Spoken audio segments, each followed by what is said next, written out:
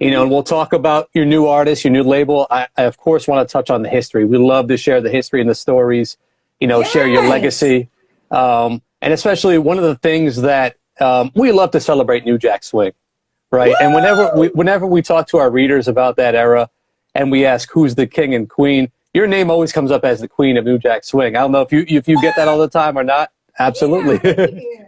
What does that mean to you, though, that type of honor? Man, I'm just glad I'm the queen of something, right? Yeah. I love it. I'm so excited. That era was magical. Having those up-tempo hits as well as those ballads, being on the road, opening up for Bobby Brown and being on the road with Guy and Teddy and I'll Be Sure and MC Hammer. I mean, it was just in vogue. It was an incredible time in music, and I really miss those days. Absolutely, such a special time. I mean, there's still R&B fans now who really long for that time period in that era. There's still diehard New Jack Swing fans, and it's amazing to see. Oh, we love the 90s. Yes, absolutely. The early 90s. Yeah, let's go. I want to take it back to the beginning, if you don't mind. And I'd love to hear the story of how artists got signed. How did you originally get your deal and discover with Warner Brothers? Okay, well, Jeff Lorber, the legendary jazz fusion artist. For those of you who don't know, Jeff Lorber, man, he started my career as well as Dave Koz. Eric Benet also started with him. So I was so blessed, you guys, because I was able to get on this record and have such an amazing group of people that, Benny Medina was my R&B. He signed me to Warner Brothers. And so it was based on this Jeff Lorber record. These are the facts of So thank God that record did well enough. I think it went like top 20. I'm not sure, but I think it did. Right. And so that was how I got signed. And they saw this fireball, right? This Jeff Lorber just giving it to him. Me and Dave Koz. Can you imagine me and Dave Koz on stage? If anyone has been to a Dave Koz show, y'all know Dave is everywhere with the sax. So you have Karyn White that's even more crazy and wild all across the stage. So people left this Jeff Lorber going, who the heck are these people? I mean, that energy was just fire. And we opened up for Shaka Khan, and it was just an incredible tour. And so that's how I got signed. That's how I got my deal at Warner Brothers, which was the premier label. Yeah, absolutely. And speaking of that energy, we felt that for sure on your debut album. And I just went back and listened actually to all your albums just before we did this interview. And man, that's such a fun album, up-tempo, feel good. I mean, Babyface and L.A. Reid were all over that album. Take us back to making that project. Man, let me tell you how lit it was back in LA.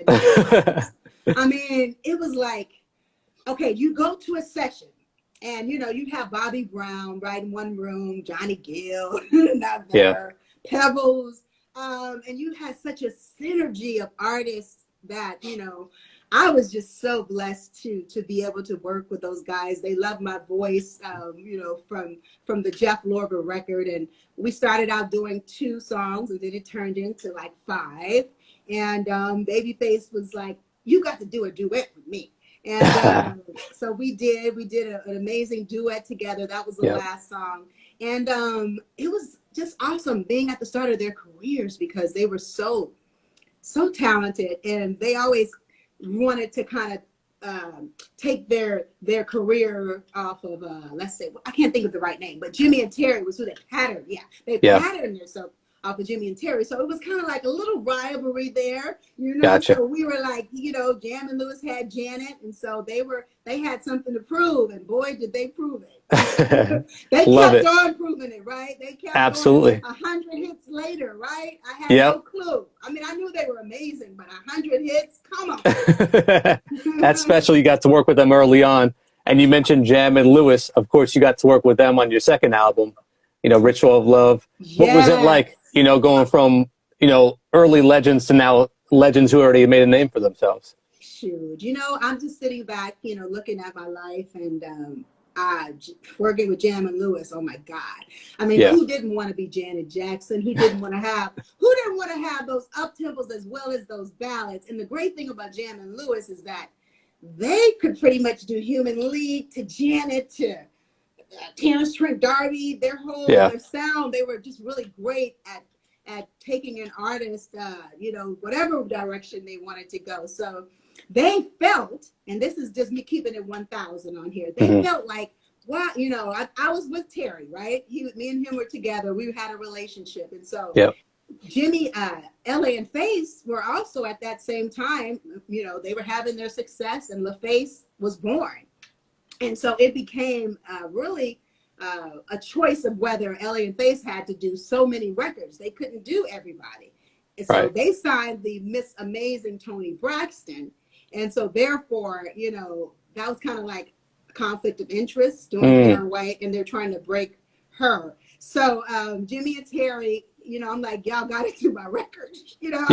I mean, I'm like, we should have went with Ellie and Face because the chemistry was magic, but life happened, right? And they felt like, shoot, you're in good hands over there with Lewis. I'm like, but wait a minute, don't abandon me. Yeah. So, we were able to do some amazing work. They took me pop. I actually had a #1. Yeah. I'm in the Guinness World Book of Records. Awesome. So I had a #1 record pop, and I was actually supposed to work with Prince on that album. I remember calling Prince up, and Prince invited me down to Minnesota, and this is when he was working on the Batman record, because anybody that knows me knows Secret Rendezvous has Prince all over it, right? I love me some Prince. And so, and he knew that too. So I played him the record, sang him the record over the phone. Feel the rhythm pounding to the ritual of love. I'm like, okay, it kind of has that Doves Cry beat, but this will be the, and he was like, he just couldn't hear what I was doing. But he's like, you're in good hands. So everybody kept telling me, you're in good hands. They got you. Yeah. And not that I didn't know that, but I also knew that I was stepping into the house that Janet built. And I was very aware that, people are very territorial, in this business. And so I didn't want, and also, I came self-made already. I like to tell Terry, I used to tell Terry that, I came self-made. I had platinum and double platinum when I came. But anyway, it was a great time working with all those amazing artists. And, it's just a blessing when I look back over it. Right. I mean, take us back to what it was like being an artist in the New Jack Swing era, because us music fans, we look back at that as such a magical time. I mean, early 80s R&B was so much different, and New Jack Swing like breathed new life into R&B, took it in such a great direction. What was it like being in that era and being a part of that generation? Man, it was incredible, because that era, I'm going to tell you guys, you could just not be a vocalist. You had to bring it visually. You had to be a performer, because it was the MTV era, the VH1 era, the BET Video Soul era. So you had to, Prince and Michael had set the tone, especially with these videos. Madonna being amazing, Janet, Whitney. So, you had to be all of those things. You couldn't just sing, you had to give them that hey, and for me, I'm a ham, right? You can't put that's where I shine. You put me on that stage, anybody coming after me better be worried. Wow. I'm gonna leave it. This is what I like to tell them. I'm gonna leave it all on the floor. I give you everything I got, and it's it's fun for me, because I do stuff that I'm like, oh my God, I turn into this.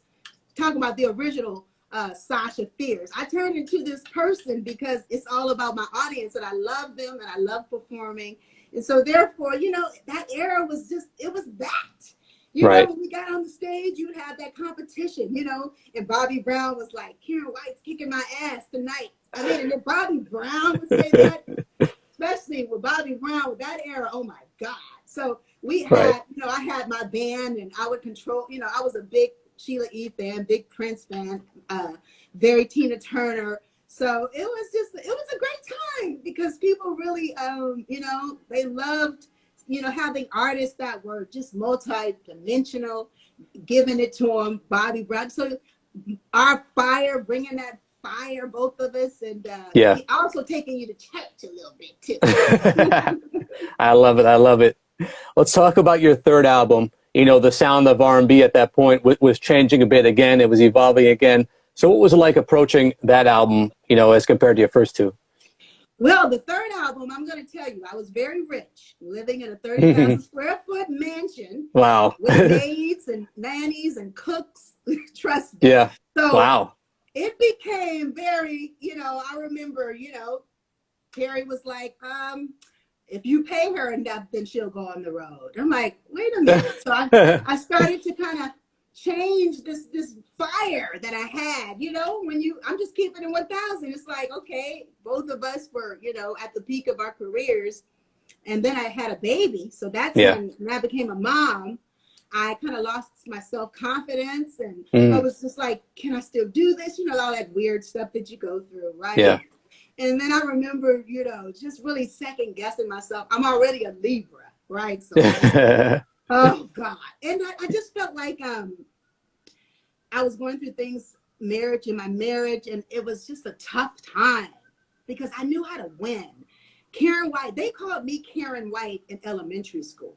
So I was always a star. Right. People saw me that way. I was always a go-getter. Anything I did, track, whatever, tennis, just dance. I was just always that girl, so I was very focused and I knew what I wanted to do. So just that era of that third album, me stepping back, I kind of like, I remember Warner Brothers saying to me, you can have a gold record. We're almost there with this song called I'd Rather Be Alone Than Being Happy, which at that time we were dealing with the O.J. Simpson and Nicole Simpson trial. And so that song was about domestic violence, and the song was great. It was written, it was myself and Jelly Bean and Terry, and it was produced by Jelly Bean Johnson, Flight Time, from the time. And so I could have really, had I not been, I don't know, I took things for granted. I'm just going to tell you, those are the things that if I could go back, I would be like, why did you stop singing? Why did you not, because I felt myself losing who I was. It was like, I was in Minnesota and my life was different. My family, I was the only one there. And I just felt like I was losing Karyn White. And I didn't like it. And I didn't know how to get back to that fire that I had. And so I said, well, I'm going to step out, I didn't promote the record like I should have. Although I think it's probably one of my best records because look, I had Babyface. I was so gangster with it. I said, Face, I need you to come to LA. So come to Minnesota. So this was his first time coming to Flight Time. So that's how they actually came together, because Face came to Minnesota to record my vocals for Can I Stay With You? Right. And that was pretty gangster having Babyface come to Flight Time. Yeah. Now that I think about it. Yeah. But, so it was great working with him again and getting together. But L.A. Reid wasn't there. And I'm going to say that L.A. Reid was such a big part of our chemistry. Because L.A. is like me. He's wild. And you know what I mean? He just knows how to push an artist. And, Face is a little bit more reserved. And I was used to L.A. kicking my butt and do it again. Me and him were just wild. we had that fire, that energy. So it was a little different.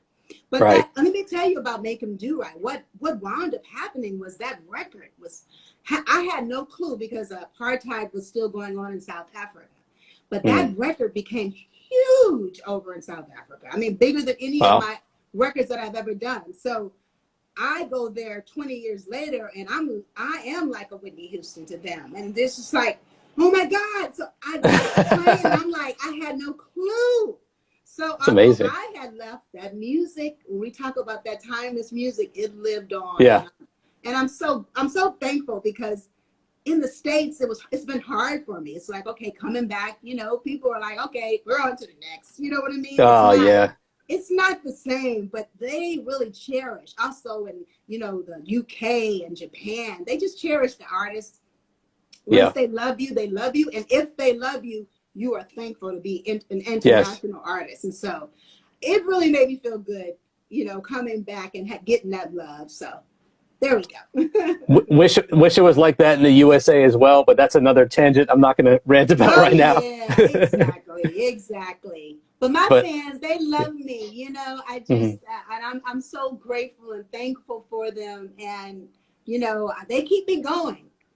yeah. So, Yeah. hmm I really appreciate you sharing all these stories. This is priceless. We love to hear this history. Thank you. of course, you know, I can't get on this live and be boring. This isn't. I told you I am an entertainer. We got to Yes. entertain you in this way too, right?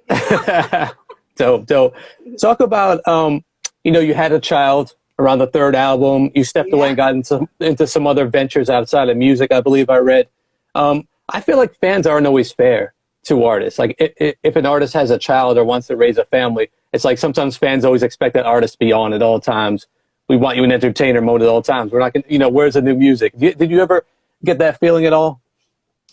Yeah. I mean, I remember first and foremost for my label, they were like, Oh, you was like, you used to be this, sex symbol, and yeah. now you dress like a Fortune, what is it, Fortune 500? That's Yeah, Fortune. Yeah. yeah. Because see, this is kind of my thing. I take up the energy. So energy is, let me tell you guys, energy is so important. Yeah. I'm telling you, especially when you're out, especially for an entertainer. So I was around Terry, who was my husband, he was the business side of Jimmy and Terry too. So I became very, I'm doing Yeah. business and I want my masters and I'm going, Yeah. they were like, oh Lord, here she comes. So, but those times, I forgot where you were. What were we talking about?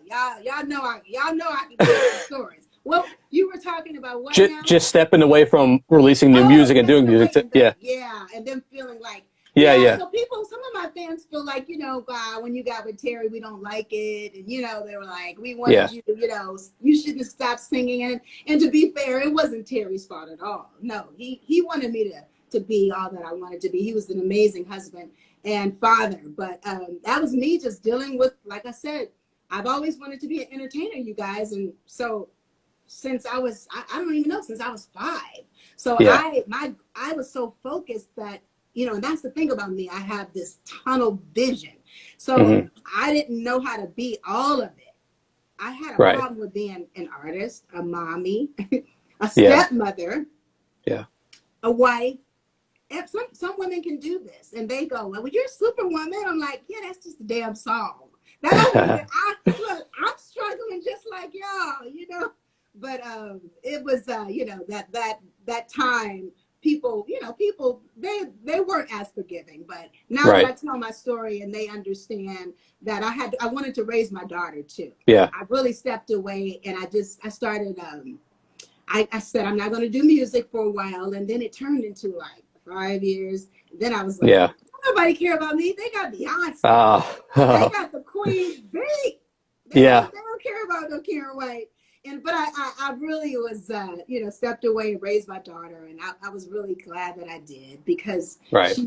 she's a casting agent now. She's an incredible human being, and I love her to death. She's my only daughter, Yes. and now I'm back. So Yeah. look, me stepping away has preserved me Yeah. for this time. Yeah. Because I tell y'all, I feel like I'm 25. Look, that's what happens when you're not in this industry. Let them wear you out. Yeah. That's amazing. I love it. I love it. I want to ask though, obviously you made a decision to step away and take some time away from music, but we didn't have social media back then. So we really didn't, if an artist wasn't in the limelight releasing music, we didn't know what was going on. But Thank sometimes, God. Look, thank God I didn't have social media. I would have been all up in my business. oh man. But let me ask you let me this. tell you what I was Yeah. doing. Yeah. Another thing. Okay, so I love that. This is where the resilient part. This is where the Vivian C. White, my mother and my dad, Clarence L. White. I'm glad that they deposited that resilience in me, because even though I wasn't singing, you best better know your girl was out there grinding. Yeah. I became a real estate investor. I was buying up all of California. Nice. I Nice. was learning how to, all that stuff that I learned being with these amazing people that I was around. I was using those tools in that way. And I needed to do that because, I never went to college, and, I went to high school. I had a high school education. But the one thing I did, nobody could take from me, was my drive. Yeah. And so I was very successful at that. And I was able to still raise my daughter at the same time. And then after I kept running out of excuses, you guys, I was just like, okay, well, people would see me and like, why aren't you singing? Like, okay, well, she's about to graduate high school. I can't use that excuse no more. Yeah. My daughter. So, I was inspired. You guys. I got into the production business. I started producing reality shows. None of them had actually got picked up. But whenever I would go into these meetings, I'd go see, Russell Simmons and Sanaa Lathan's dad. What's his name, Derek? Stan Lathan and all these people. They would always go, Karyn White, you look amazing. What are you doing? I was trying to promote my artist, but they kept bringing it back to me. And I was like, darn it. It's always the people that, even in the Bible, right? The ones that don't want it, the ones that get it. I'm like, I'm trying to promote my artist. Why y'all worried about Karyn White? Yeah. Look, I have my reign, y'all. I feel good. I'm okay. But no, I wasn't. I really had it still in me. And the minute I hit that stage, you guys, oh my God. It really, I was like, boy, I was really suppressing my depression. Suppressed that side of me that made me think, oh, I don't need to do this. I'm a businesswoman now. But when I hit that stage, I was like, no, I'm in my purpose, man. When I can get on, I mean, man, I can't even explain to you the love that I feel. I'm trying to tell you, when I perform, it's a whole nother thing, especially when I'm performing with my band. It's just a love. It's just the people, it's healing. This music is something. It means something to me.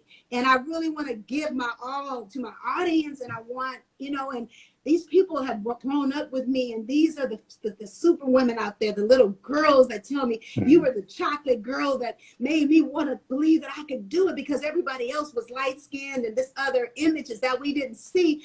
I had no clue. I never knew this, you know what I mean? I was too busy being, just, I don't know. I was detached from all of that. We didn't have social media. Right? Yeah. I had no clue. But I look back on it and I'm like, okay, God, I hear you. I'm not going to run no more. And I'm even going to do better than that.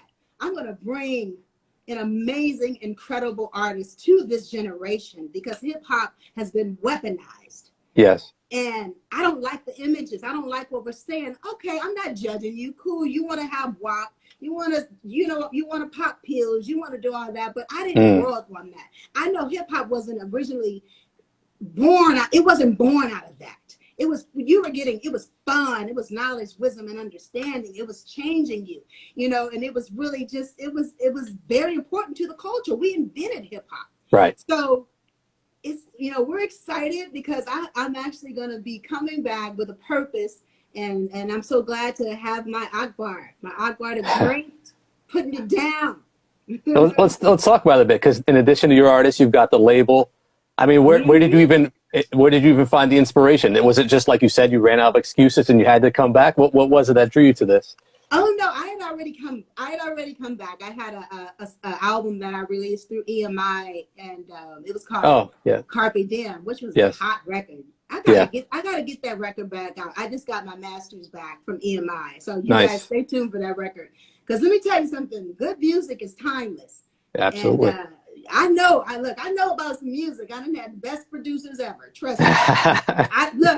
Yes, you did. Gift is knowing when to shut up when greatness is in the room. And you better believe I soaked up all of it, from Face, from Jimmy, from Terry, from Benny Medina to Don Cornelius to O'Brien to all these incredible people. So so I know how to recognize talent.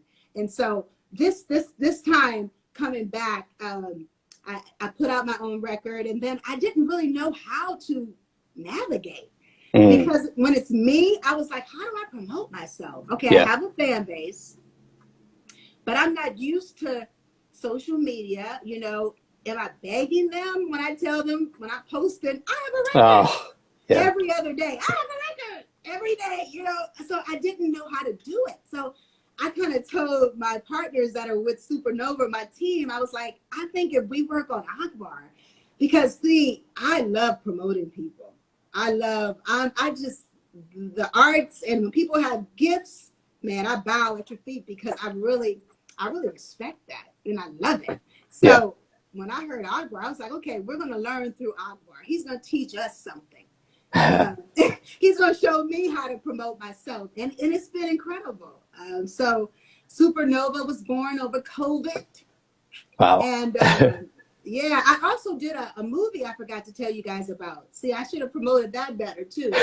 Shame on Karyn White for not letting y'all know.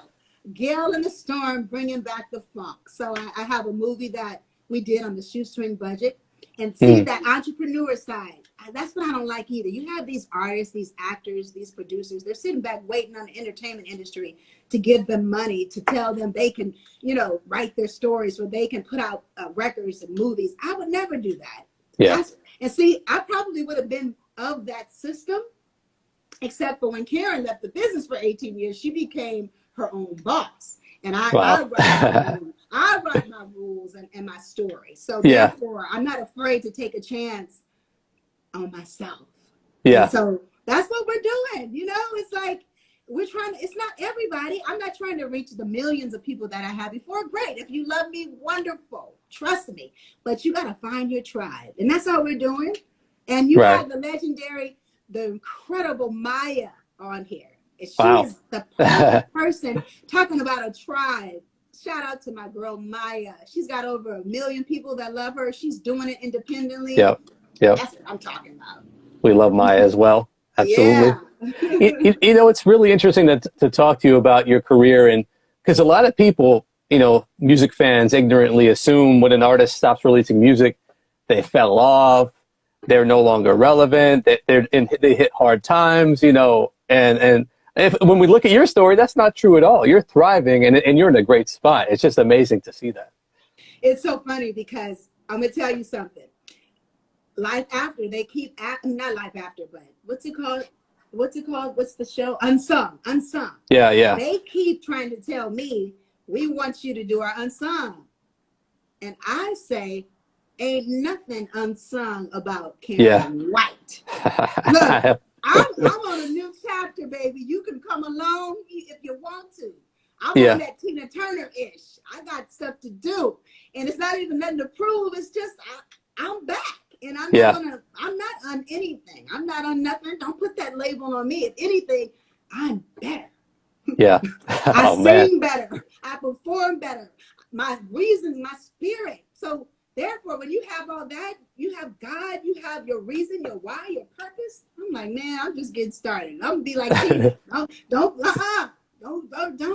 Like, y'all ain't got to say that about me. Just I love be it. like, I'm gonna inspire you. Like, dang, she 55 up there getting it. That's I love it. Gotta be it, right? We have to turn it, right?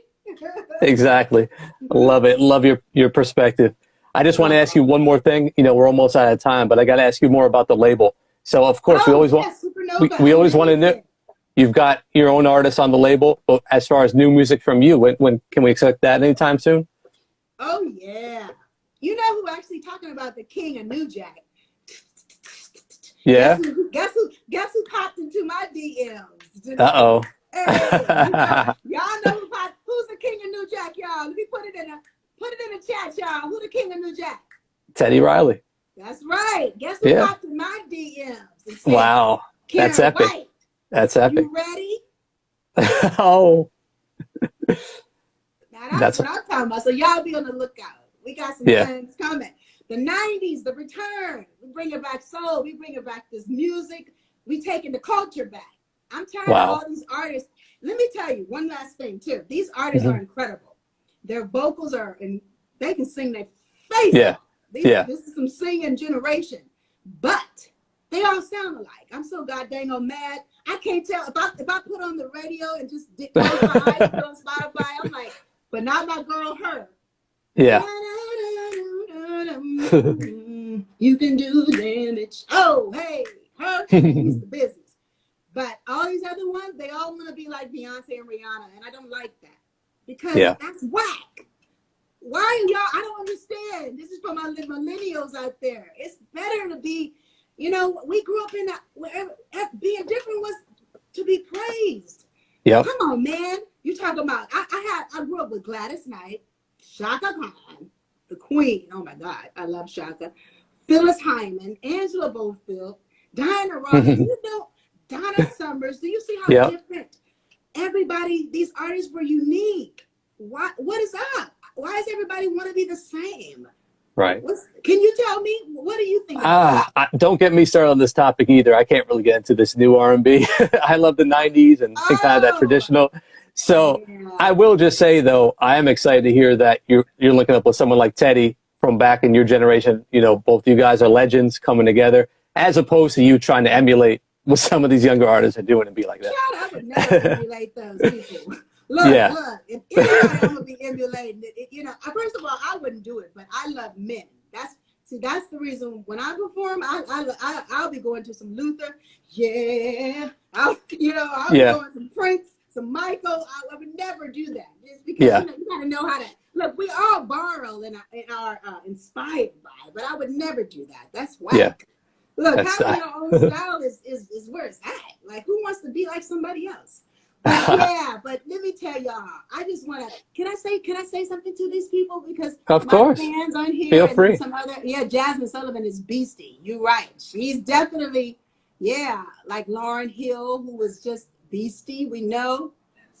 Lettucey is beastie. Layla, no, we know Layla Hathaway. I'm talking about the new. We talking about the new. Mr. Teddy, I was just trying to see who was on here. Wonder Troy's in the building. Shout out to Wonder Troy. Shout out to all my fans. You know, I love you guys. We're going to keep rocking. And see, they don't let me either. See, they're like, even though I'm promoting Akbar, you know, my fans will be like, okay now. Come on now. Yeah. Why haven't you celebrated this 25th anniversary of Make 'Em Do Right? I'm like, oh, man. I'm like, you don't want to be an artist right now? Yeah. I didn't know it was coming up. I didn't even realize it was 25th anniversaries. But, you know, like I said, the love is there. And I was supposed to do a live stream. I was supposed to kick that off back in April because someone came to me. So I'll be doing that. We're going to be working on a live stream coming. And you guys get to see me in my glory. And it's gonna be fun because, like I said, most people haven't seen me. And I'll be listen, stay tuned for that. Oh, and can I tell you guys, please go to KarynWhite.me. So you can sign up, and then you'll know when I am doing things. I'm very I'm very animated. I'm I'm a Libra, so you know, it's like gotta be sexy. Be sexy. Hey, you know, go take this journey with me. Go sign up to my artist Akbar, the G8, AKBAR, the number 8. Go sign up to his Instagram, and so we're gonna be doing. You know, I'm gonna be rapping too. You know, I can't. Oh wow. You know, that's another thing. I used to rap too. Remember? I said, "This is when I think of you, and we get together and rendezvous." So I'll be doing the now kind of rap. I'll be We're gonna do some. You know, it's just. To me, I like to call myself that timeless, you know, rock star. Like Lenny, like Raphael Sadiq. You know what I mean? You don't put no age on them. Yeah. I love it. Karyn, thank you so much for this interview. I love your energy, love your passion. You got our support. Look forward to everything you got coming out. And, you know, Akbar as well. We'll definitely support. Thank you. Shout out to Grace Leone in the building, my number 1. All right, y'all. Happy Thanksgiving to everybody. Happy Thanksgiving to you as well. And I want to let you guys know I'm so grateful and thankful for each and every one of you. Let's keep rocking. Let's, don't let nothing stop us. I don't care if it's COVID. Let's make it. Let's be greater. That's okay. Let's do that. Let's not let this put us into a funk, and let's not do that. Let's love on each other. And I love you guys, and I thank you. And shout out to the new people on here. Follow me at Karyn White on Instagram. All right. All right, Karyn. Thank you. Take care. Karyn White Official.